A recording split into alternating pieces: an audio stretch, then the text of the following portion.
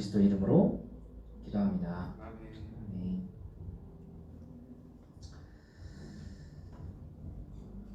어른이 된다는 건 상처 받았다는 입장에서 상처 주었다는 입장으로 가는 것, 상처 준 걸 알아챌 때 우리는 비로소 어른이 된다.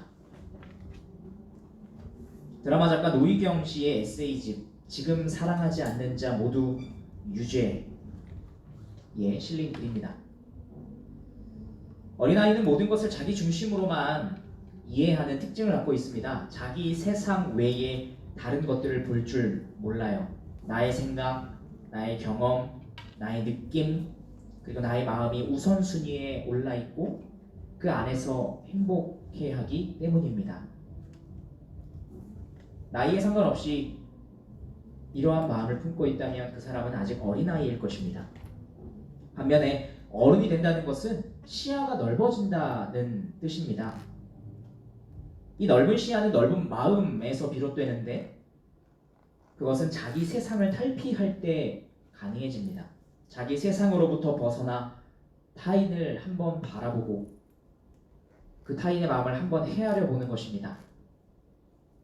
노희경 작가의 말과 같이 상처받았다는 입장에서 상처 주었다는 입장으로 가는 것, 상처 준 걸 알아챌 때 비로소 어른이 됩니다.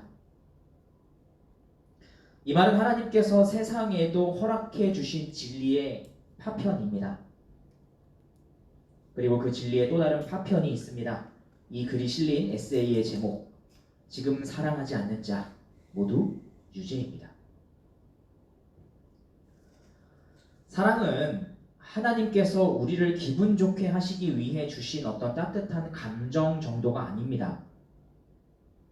예수님은 가장 큰 계명이 무엇이냐고 물어본 그 율법학자를 향해서 하나님을 사랑하는 것이 첫째 되는 계명이요 둘째도 그와 같으니 네 이웃을 네 자신과 같이 사랑하라 라고 대답하셨습니다. 즉 사랑은 하나님께서 당신의 백성에게 주신 명령이기에 반드시 지켜야 하는 규범이자 법입니다. 그리스도인의 삶의 기준이 되는 십계명의 근간이자 그 십계명을 감싸고 있는 정신이 사랑이기 때문입니다. 그래서 사도 바울도 사랑은 율법의 완성이라고 했습니다. 그러니까 사랑과 율법이 긴밀한 관계를 맺고 있다는 거죠. 그런 면에서 사랑은 그저 감정 정도가 아니라 규범적 성격과 법과 같은 성격을 갖고 있다는 것입니다. 우리는 행위로는 율법을 지키고 있다 할지라도 그 동기가 다른 존재를 향한 사랑이 아닌 경우가 참 많은 것 같습니다. 무엇인가 열심히 하고 있다가도 문득 그 안에 내 사랑의 마음이 담겨 있지 않다는 것을 발견하게 되면, 그러한 내 마음을 들여다보게 되면 우리는 흠칫 놀라곤 합니다. 그것은 진정한 의미에서 순종이 아니라 사실 위선이라는 것을 스스로도 너무 잘 알기 때문입니다. 아무리 선한 행위를 하고 있다 할지라도 그러한 위선자의 가면을 쓰고 있다면 실상 하나님께서 원하시는 순종은 아닙니다. 하나님 나라의 법을 오히려 어기고 있는 것이고 여전히 하나님의 권위에 여전히 정면으로 도전하고 있는 것입니다. 그리고 성경은 이것을 죄라고 하죠. 누군가가 하나님 나라에 속한 성도라 자부하면서 지금 사랑하고 있지 않다면, 혹은 지금 그 사랑하는 일을 소홀히 하고 있다면 여전히 계속해서 그 최고의 법을 어기고 있는 것입니다. 그래서 지금 사랑하지 않는 자는 모두 유죄인 거죠. 이런 의미에서 사도 바울은 이렇게 말을 했습니다. 고린도전서 13장 1절부터 3절이에요. 되게 유명한 사랑장이라고 흔히 불리는 고린도전서 13장의 도입부죠. 내가 사람의 방언과 천사의 말을 할지라도 사랑이 없으면 소리나는 구리와 울리는 꽹과리가 되고, 내가 예언하는 능력이 있어 모든 비밀과 모든 지식을 알고 또 산을 옮길 만한 모든 믿음이 있을지라도 사랑이 없으면 내가 아무것도 아니요, 내가 내게 있는 모든 것으로 구제하고 또 내 몸을 불사르게 내줄지라도 사랑이 없으면 내게 아무 유익이 없느니라. 이처럼 지금 바울은 순종에 앞서서 사랑이 얼마나 중요한지를 강조하기 위해서 기독교의 핵심적인 활동들을 죄다 언급한 후에 그 모든 것들을 전부 사랑의 유무에 대해서 평가했습니다.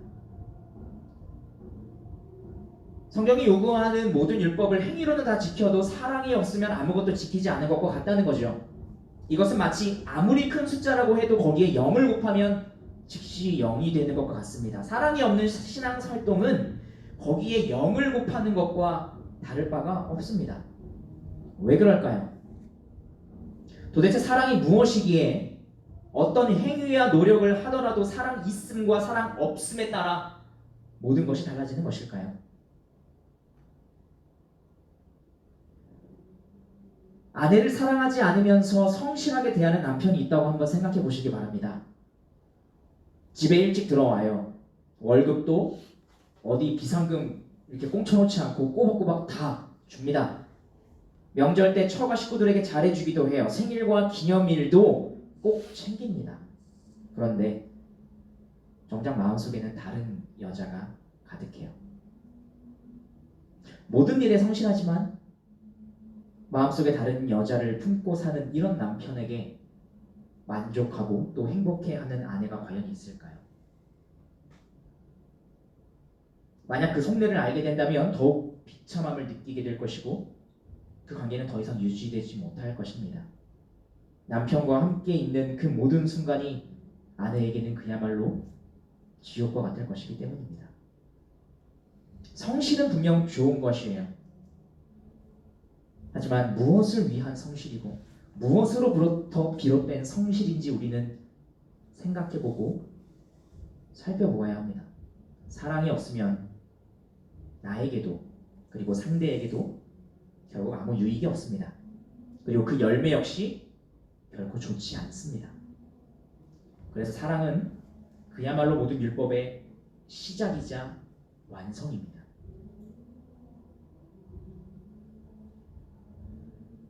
하지만 그렇다고 해서 이 사랑이라는 미명하에 모든 것이 허용되는 것은 아닙니다. 사랑이 율법의 완성이라고 해서 율법을 아무 의미 없는 것으로 여겨서는 안 됩니다. 사랑이 율법의 완성이니까 내가 사랑하기 때문에 하는 행동은 무조건 다 율법을 지키고 있는 거야 라고 여겨서는 안 되는 거죠. 그것은 방향키 없이 그저 바람에만 의존하여 나아가는 돛담배와 같습니다. 그러나 안타까운 것은 이 기독교 신앙 안에도 어떤 상황에서든 사랑을 위해서라면 모든 것이 가능하다고 말하는 그런 의미의 상황윤리, 그것을 주창하는 자들이 있다는 것입니다. 그들은 사랑 외에는 아무것도 규정되어 있지 않다고 말합니다. 사랑 안에 내장된 어떤 나침반이 있어서 그 사랑이 모든 행동의 방향을 결정해주고 있다라고 생각하기 때문입니다. 이들은 정말 사랑을 절대화시켜요. 문제는 그렇게 사랑이 절대화되는 순간 어떤 사회적인 준거, 그러니까 법과 윤리를 뛰어넘게 된다는 것입니다. 동성 간의 사랑이든 불륜 관계이든 어떤 파괴적인 관계이든 상관없이 누군가의 가슴에 사랑과 낭만을 불어넣었다면 그것 자체로 선한 것이 돼버립니다. 2020년도 상반기에 대한민국을 휩쓴 드라마 부부의 세계는 정말 많은 명대사를 쏟아냈는데 그 중에는 극중에서 이 외도를 저지른 남주인공 이태호 씨의 아주 유명한 대사가 있죠. 사랑에 빠진 게 죄는 아니잖아.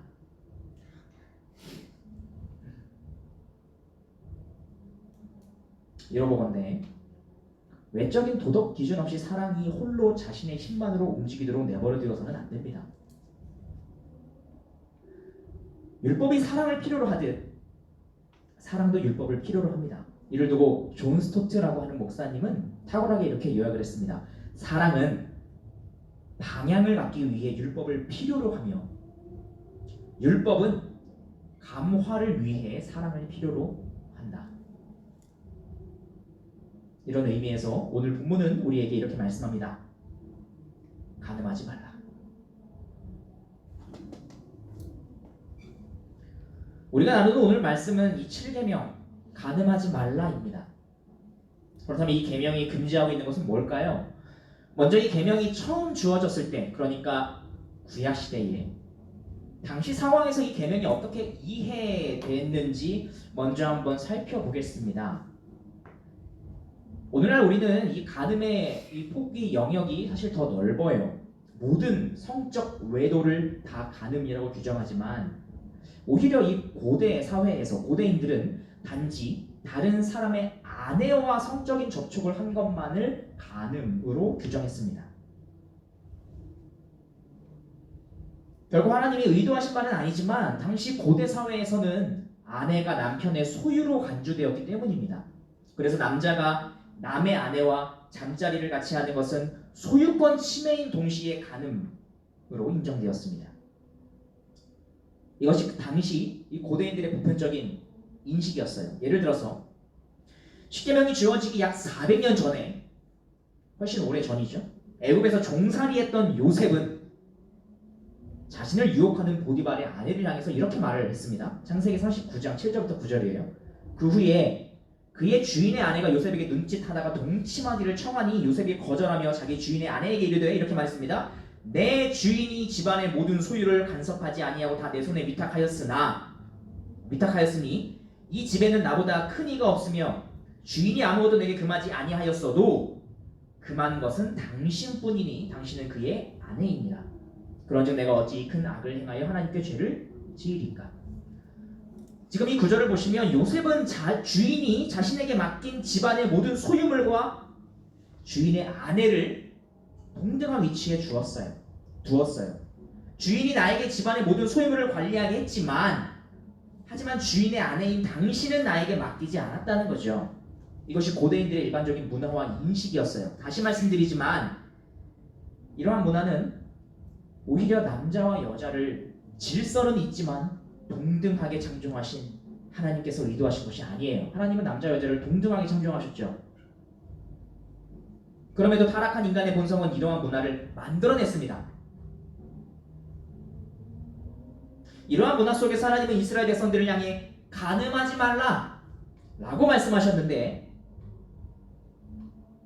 이 간음하지 말라라는 계명이 어떤 소유권 침해와 관련이 있다는 면에서 생각을 해보면 사실 이 7계명은 8계명 도둑질하지 말라, 그리고 10계명 네 이웃의 집을 탐내지 말라, 네 이웃의 아내나 그의 남종이나 그의 여종이나 그의 소나 그의 나비나 물은 내 이웃의 소유를 탐내지 말라라고 하는 계명과 겹치는 것처럼 보입니다. 중복되는 것처럼 보여요. 어쩌면 이 고대 그 이스라엘 백성들이 처음 이 계명을 들었을 때에는 뭐야 다를 게 없잖아 라고 생각했을지도 모르겠습니다. 그럼에도 하나님은 간음하지 말라라는 계명을 명시하셨어요. 그리고는 단지 아내를 남편의 소유물 정도로 여겨서 간음을 소유권 침해 정도로 여겼던 이 고대인들을 향해 다음과 같은 세세한 규정을 덧붙여 주셨습니다. 신명기 22장 22절부터 24절이에요. 어떤 남자가 유부녀와 동침한 것이 드러나거든 그 동침한 남자와 그 여자를 둘 다 죽여 이스라엘 중에 악을 제할지니라. 처녀의 여자가 남자와 약혼한 후에 어떤 남자가 그를 성읍 중에서 만나 동침하면 너희는 그들을 둘 다 성읍 문으로 끌어내고 그들을 돌로 쳐 죽일 것이니 그 처녀는 성 안에 있으면서도 소리 지르지 아니하였으며, 그러니까 그 여인도 고의적이라는 거죠.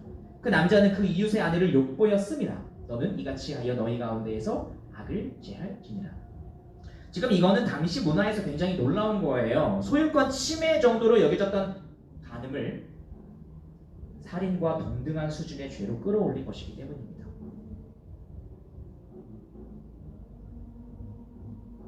하나님은 남의 아내와 동침하는 간음이 단지 소유권 침해 정도가 아니라 살인과 같은 수준의 죄라고 말씀하셨습니다. 그걸 가르치고자 원하셨어요. 왜냐하면 부부가 된다는 것은 서로 다른 두 사람이 육체적으로든 정신적으로든 또한 인생에 있어서도 연합하여 한 몸이 되는 것이기 때문입니다. 따라서 한 몸 된 부부를 갈라서게 만드는 것은 살인과 같습니다. 이미 구약시대부터 심지어 출애굽시대에서부터 기원전 거의 뭐 한 1700년 정도 되죠. 기원전 그때부터 하나님은 벌써 이와 같은 수준으로 이끌고자 하셨어요. 하지만 대부분의 사람들은 여전히 살인에 비해 이 간음을 비교적 낮은 수준의 죄로 여기고 있는 것 같습니다. 법에서조차 살인은 엄중하게 여전히 다루고 있지만 간통죄는 폐지되었을 정도로 말입니다. 리서치라는 어떤 설문조사 기관의 그 조사에 의하면 성인 남녀 1,090명을 대상으로 조사한 2015년 자료가 있는데 여성은 9.3% 정도가 외도를 경험한 적이 있다고 응답한 반면에 남성은 50.8%가 외도 경험자라고 합니다. 그러니까 유부남의 절반 정도가 간음을 했다라는 거죠. 이게 간통죄가 사실상 폐지된 2015년의 상황이에요. 2015년 2월 달에 간통죄가 헌법에서 위헌으로 판정나지 않았습니까? 그리고 이 간통죄가 폐지된 지 3년 후인 2018년의 한 기사에 의하면 간통죄가 폐지된 후에 이에 따른 이혼 소송은 줄었으나 이게 법정적으로 이게 딱 판결을 내릴 수 없다 보니까 이혼 소송 자체는 줄어들었어요. 그런데 정작 위자료 청구 건수는 약 2배 정도 늘었다고 합니다. 법률적으로 폐지되었더니 오히려 그건 증가 추세가 이루어졌다는 거죠. 그렇다면 교회 안의 신자들은 과연 어떨까요? 사실 현대에는 이걸 조사하는 게 되게 어려울 뿐만 아니라 이 교회에서도 권징이 제대로 이루어지지 않고 있기 때문에 더더욱 알 수가 없어요. 기록도 없고 자료도 없어요. 따라서 교회의 거룩함을 위한 권징이 그 어느 때보다 비교적 잘 이루어졌던 과거 교회 역사의 한 시기를 좀 살펴보고자 합니다. 과연 교회는 그러면 이것으로부터 안전했는가? 괜찮았는가? 미국의 트리니티 복음주의 신학교에서 교회사와 기독교 사상가를 가르치고 있는 스캇 마네치라고 하는 교수님은 그의 저서 칼빈의 제네바 목사회의 활동과 역사에서 1542년부터 1609년 사이에 이 제네바에서 있었던 교회 권징에 관한 연구를 기록해 놓았습니다. 이 자료에 의하면 65년 동안, 이 사이의 기록이니까요. 65년 동안 다툼으로 인해 1572명의 남자와 777명의 여자가 교회의 권징을 받았습니다. 여기서 이 다툼이라는 건 그저 이렇게 싸운 정도라기보다는 결혼 생활의 불화, 학대, 부당한 처우 등을 포괄하는 그런 용어로 사용된 단어입니다.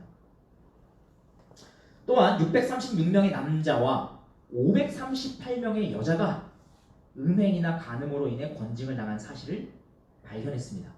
65년 동안요. 그리고 이렇게 정리합니다. 당시 제네바에서는 20종류가 넘는 범죄 행위가 교회의 권징을 받았는데 그 가운데서 다른 것보다 월등히 많은 비중을 차지했던 범죄는 2가지. 가정 불화와 성적 범죄였다. 또 다른 케이스로 우리나라는 아니지만 현재 미국에서 담임 목회를 하고 계시고 리폼드 신학교에서 조직 신학을 가르치고 계신 이 케빈 느영이라는 목사님이 계신데 그분이 십계명이라는 책을 쓰셨어요. 거기에 보니까 이렇게 말하고 있습니다. 15년 동안 목회 활동을 하면서 나와 장로들이 처리해야 했던 어려운 죄의 문제들 가운데 성관계와 결혼에 관련된 문제가 약 90%를 차지했다.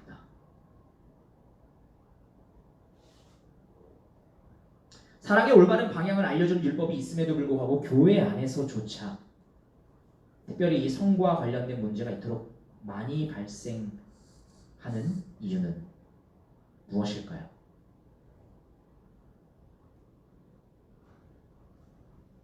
먼저는 교회라는 이 특수한 환경을 좀 고려해 볼 수 있을 것입니다. 친밀감이 강조되고 자주 만나요. 게다가 남녀 간의 경계선도 좀 옅고 서로를 긍정해줘야 돼요. 칭찬도 해줘야 되고, 그죠? 그리고 그 교제가 계속해서 이어지면서 서로를 깊이 알게 되고, 게다가 어떤 경우에서는 중년과 청년이 함께 섞여서 사역을 하기도 하죠. 이것이 다른 조직들과는 달리 교회가 외적으로 가지고 있는 특수한 환경이에요. 하지만 이 특수한 환경이 있다고 해서 그것 자체로부터 이것이 비롯되었다라고 말할 수는 없어요.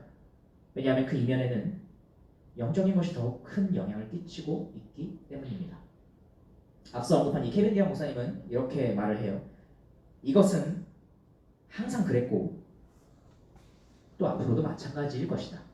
그럴 수밖에 없다. 왜냐하면 성관계와 결혼은 하나님의 가장 큰 선물 가운데 하나이기 때문이다. 결혼 관계만큼 친밀하고 달콤하고 활력이 넘치고 기쁨이 충만한 것이 없고 성관계는 그 관계 안에서 가장 강력한 요소다. 부부 안에서의 관계를 말하는 거죠. 따라서 사단이 이 성관계와 결혼을 주된 공격 목표를 삼는 것은 너무나도 당연하다. 혼란과 오해와 왜곡과 고통이 뒤따를 수밖에 없는 이유는 성관계와 결혼이 나쁜 것이거나 노력을 기울일 가치가 없는 것이기 때문이 아니라 오히려 그것이 그만큼 좋은 선물이기 때문이다. 하나님의 가장 좋은 선물들은 세상과 육신과 사단에 의해 왜곡되거나 악용되기가 매우 쉽다. 그러니까 교회가 가지는 이러한 외적인 특수 상황을 교묘하게 이용해서 성적으로 무너뜨리는 것이 사단의 주된 공격 루트라는 겁니다. 왜냐하면 그만큼 부부관계와 가정이 중요하기 때문인데 가정은 교회를 세우고 교회는 가정을 세우는 그런 상호 보완적인 관계를 갖고 있기 때문이에요.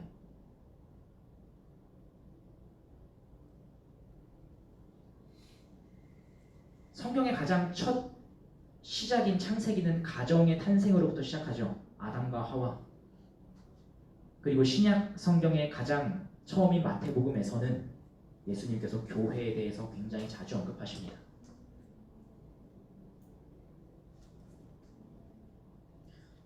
물론 모든 책임이 사단에게 있다고 말할 수가 없어요.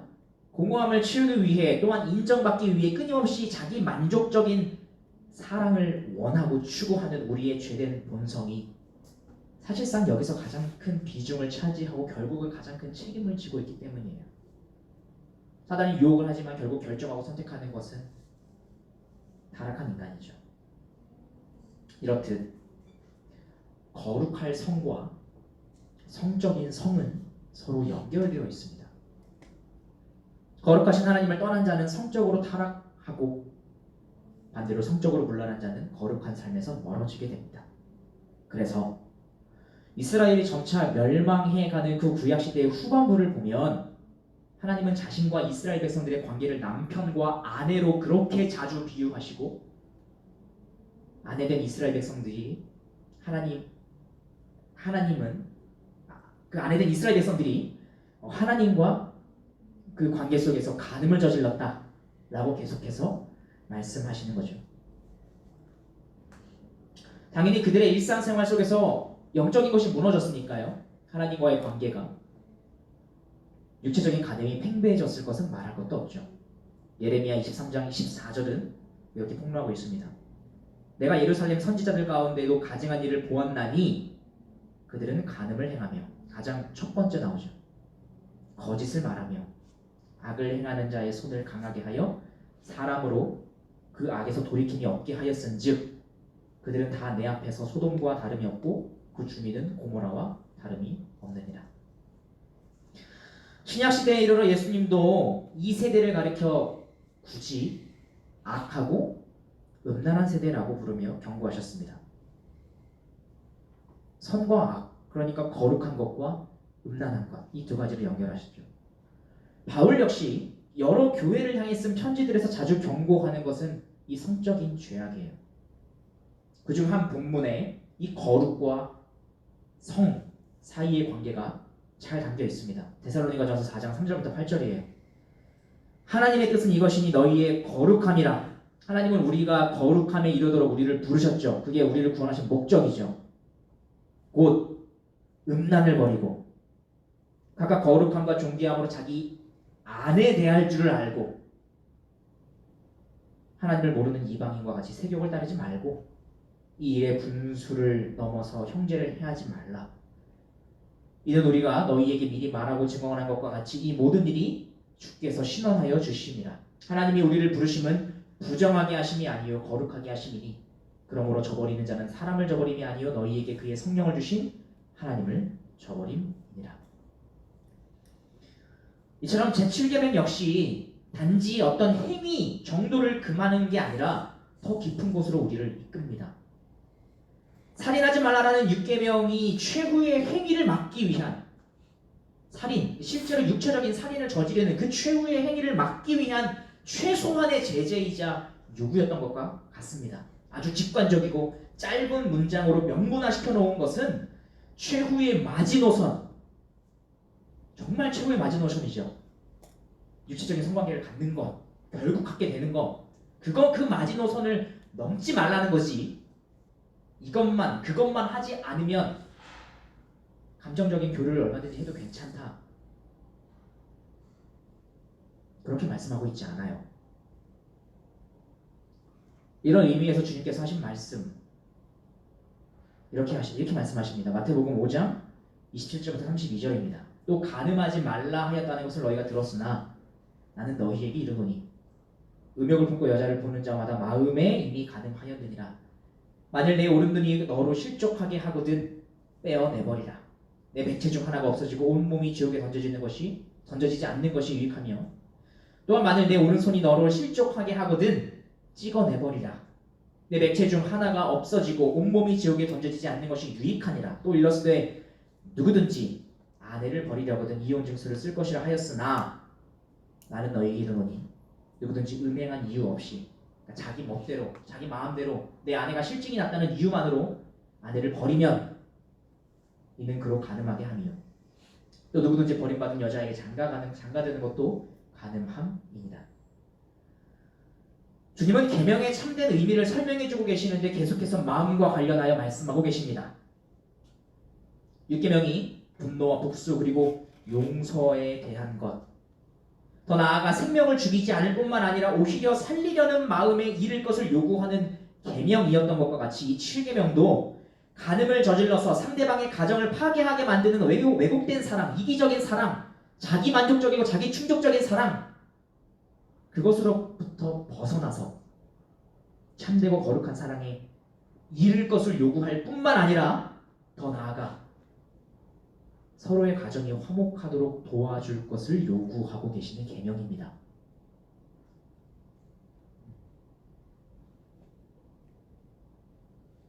이쯤 되면 이제 좀 실제적인 적용이 언급돼야 되는데 한두 가지로 정리해서 말씀드리기가 참 어려워요. 그래서 제가 잘하는 거 책 한 권 소개해드리고자 합니다. 담장너머교회라는 이름의 교회를 개척하신 임승민 목사님이라는 분이 있어요. 결혼할 만하다 라는 책을 출간했습니다. 이 표지가 되게 이뻐요.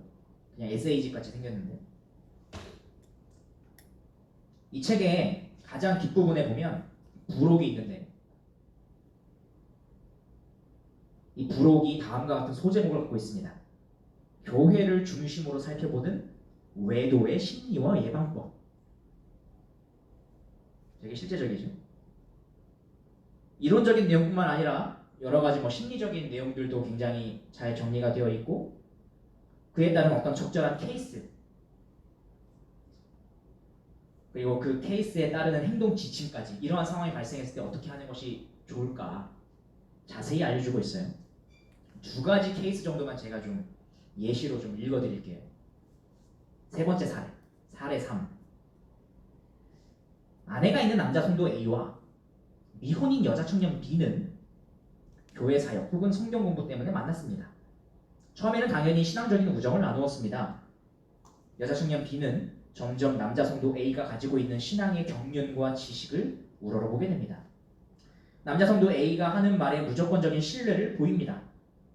이 남자 성도 B는 남자 성도가 A군요. 그래요. 헷갈리게 하면 잘못 읽었네. 남자 성도 A는 자신을 우러러보는 이 여자 청년 B 때문에 뿌듯함을 느낍니다. 남자 성도 A는 인생에 대해 이런저런 고민을 하고 있는 여자 청년 B에게 신앙뿐만 아니라 개인적인 조언까지 해줍니다. 여자 청년 B는 남자 성도 A를 더욱 따르게 되고 둘은 서로를 향해 특별한 감정을 품게 됩니다. 실제로 있을 법한 얘기입니다. 만약에 여러분이 이와 같은 상황에 빠지게 된다면, 혹은 내가 아니더라도 내 옆에 누군가가, 이거 정말 말려야 되는 상황이잖아요. 어떻게 하시겠습니까? 어떻게 말리겠습니까? 어떻게 하라고 조언하시겠습니까?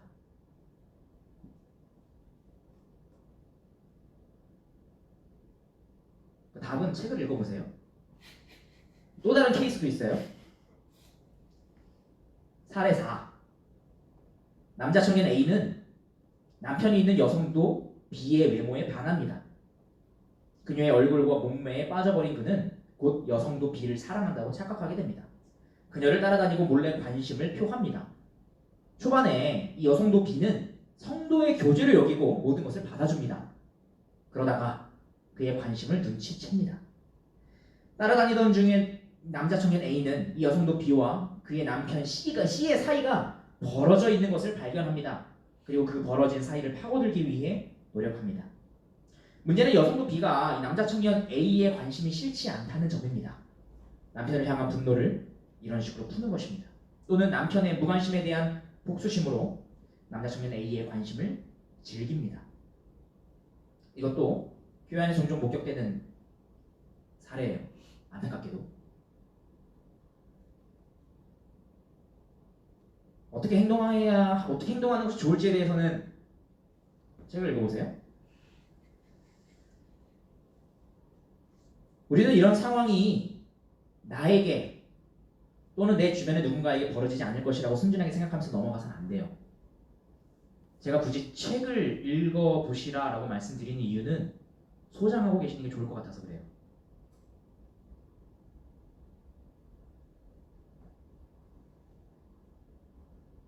우리는 내 주변에서는 이런 일이 벌어지지 않을 거라고 생각하면서 그냥 넘어가면 안 돼요. 오히려 함께 고민을 해봐야 돼요. 공론화시키고 이런 케이스들을 한번 생각해 봐야 되고 어떻게 행동하는 게 좋을까 얘기를 꺼내봐야 돼요. 뒤로 숨기면 안 되죠. 그렇게 생각을 나눠봄으로써 스스로 기준을 함께 세울 뿐만 아니라 더 나아가서 그렇게 말을 하는 것 자체가 자연스럽게 서로를 향한 안전장치가 되는 거죠.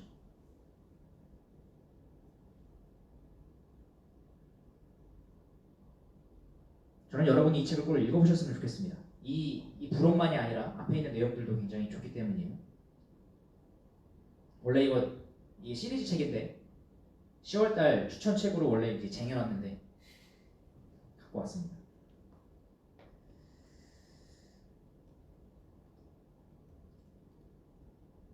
여러분도 이 책을 읽어보셨으면 좋겠고 저도 저를 위해서 저라고 예외라고 할 수 있겠습니까? 저도 인간인데 타락한 본성이 있어요.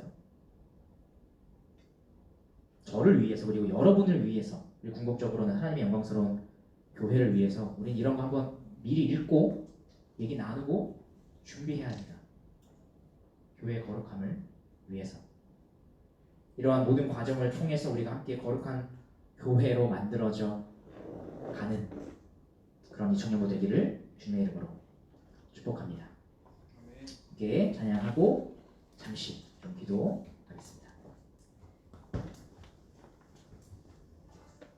사랑은 언제나 참된 사랑이 무엇인지에 대해서 함께 고백하고 그에 대해서 짧게 기도하겠습니다.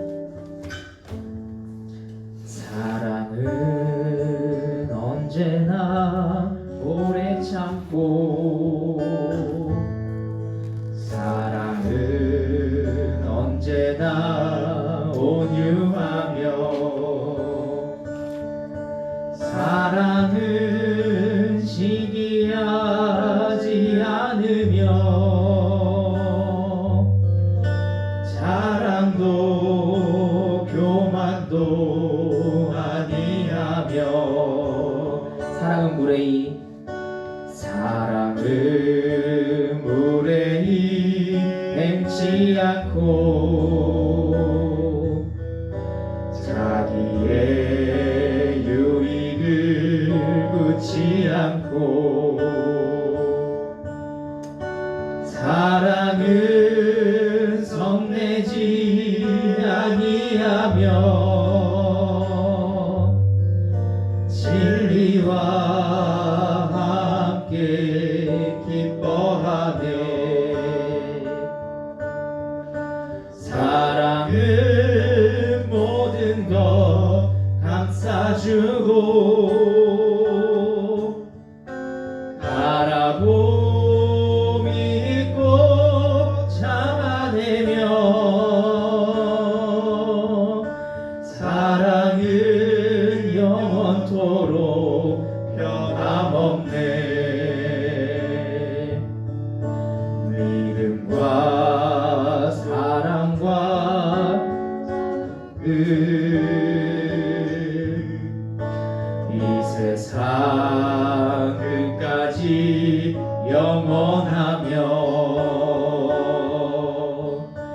믿음과 소망과 사랑 중에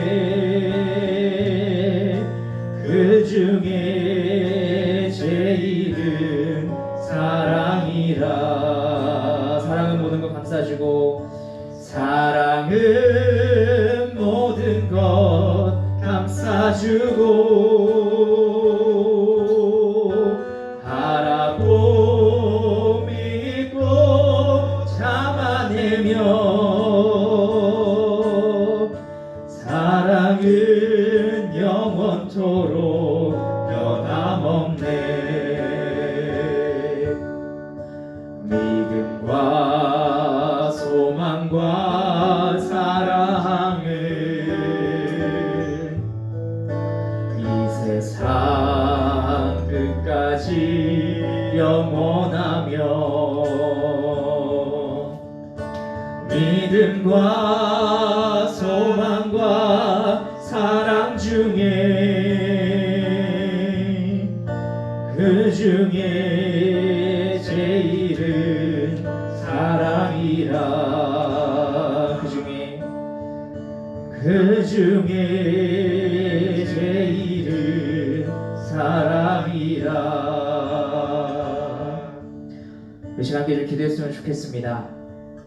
우리가 함께 말씀에서 나누었던 것처럼 사실상 어쩌면 다른 계명들보다 살인하지 말라, 도둑질하지 말라, 법정에서 거짓 증언하지 말라라고 하는 그러한 계명들보다 우리에게 가장 가까이 있고 언제든지 마주할 수 있으며 나뿐만 아니라 내 주변에 있는 내 친구가 겪을 수도 있는 어려움, 가장 실제적인 죄, 그것이 간음하지 말라, 이 7계명과 관련된 것이 아닐까 생각합니다. 그렇기 때문에 우리는 사랑하되 참된 사랑이, 성경에서 말씀하고 있는 참된 사랑이 무엇인지 알아야 하고, 그 참된 사랑 안에서 어디까지 받아주고 어디까지는 받아주어서는 안 되는지 적절한 선도 배워야 하며, 이에 대해 우리가 함께 고민하고 나눔으로 우리 공동체가 미리 서로가 서로를 향한 안전장치가 되어줄 필요가 있습니다.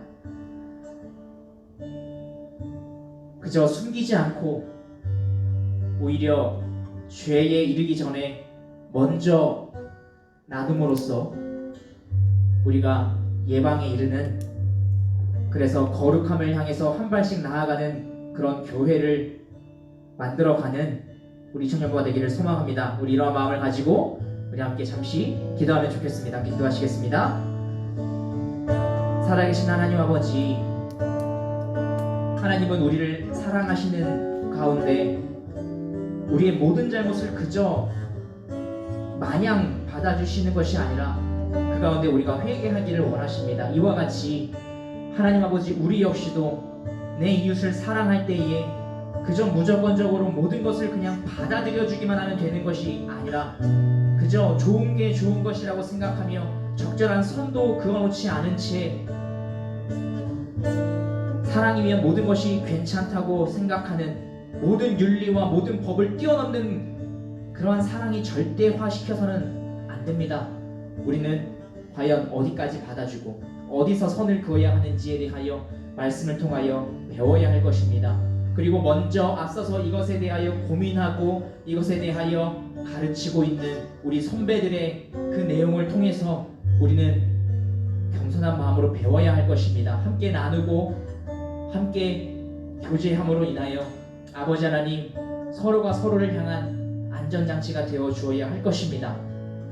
하나님 아버지, 우리가 이렇게 함으로써 그저 내 안에 꿈틀거리고 있는 이기적이고 왜곡된 사랑과 욕망 뿐만 아니라 내 옆에 있는 누군가가 고통받고 있을지 모르는 그러한 잘못된 마음을 외면하지 않고 그저 내버려두지 않고 아버지 하나님, 함께 그것을 끌어안고 또한 그것에 대하여 어떻게 행동하면 좋을지에 대하여 실제적으로 고민하며 함께 해결하며 나아가는 우리 모든 이청년부 공동체 될 수 있도록 주여 도와주시옵소서. 우리에게 말씀을 따르는 지혜를 허락하여 주시옵소서. 사랑 은혜가 많으신 하나님 아버지,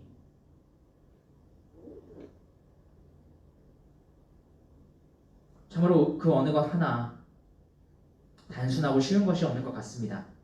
사랑은 물론 좋은 것이지만 그것이 절대화돼서는 안 되고, 사랑은 하나님께서 주신 계명, 그 가이드라인을 따라 적절한 규제를 받아야 합니다.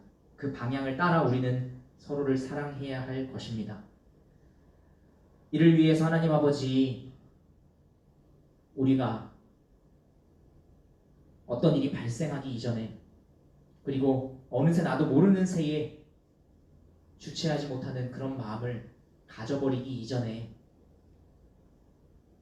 하나님 아버지, 이러한 것들에 대하여 오히려 진실되게 함께 나눔으로써, 함께 먼저 꺼내서 서로의 생각을 나누어 봄으로써, 아버지 하나님, 우리 안에 우리 마음을 성경의 말씀을 따라 적절히 컨트롤할 수 있는 그러한 기준들을 세울 수 있도록 도와주시고, 그러한 지혜를 허락해 주실 뿐만 아니라